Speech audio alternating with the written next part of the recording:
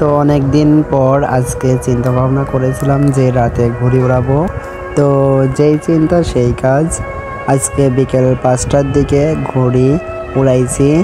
তো এখন রাত প্রায় 8টা বাজে। এখন আমরা ঘুড়িটি নামানোর চিন্তা ভাবনা করেছি এবং সুতা গোছানো শুরু করেছি। তো কিছুক্ষণের মধ্যেই হয়তো ঘুড়িটি আমাদের কাছেই নেমে আসবে। তো আমরা ঘুড়িটি নামার অপেক্ষায় করছি। এই তো কিছুক্ষণের মধ্যে ঘুড়িটি নেমে গেছে। এখন আমরা ঘুড়িটি দেখাবো। দেখেন অনেক সুন্দর করে বানানো, খুব সুন্দর করে লাইটিং করা হয়েছে এবং খুব ঘন ঘন বেতি দিয়ে ঘুড়িটি তৈরি করা হয়েছে। তো আমরা ঘুড়িটি দেখতে যেমন মাশাআল্লাহ অনেক সুন্দর, তেমনই ওড়ে। তো এটা আমাদের দিকে কইরে ঘুড়ি বলে। তো আপনারা কি ঘুড়ি বলে পরিচিত হন কমেন্টে জানাবেন প্লিজ।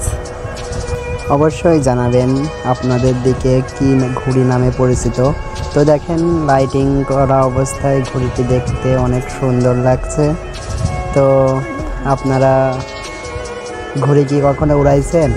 উড়াইলে জানাবেন বা কমেন্ট করেন। অনেক মজা করেছি আজকে ঘুড়িটি উড়াইয়ে, অনেক এনজয় করেছি। রাতে ঘুরানোর মজাটাই অন্যরকম, যা গ্রামের পোলাপানি এর ফিল নেয়।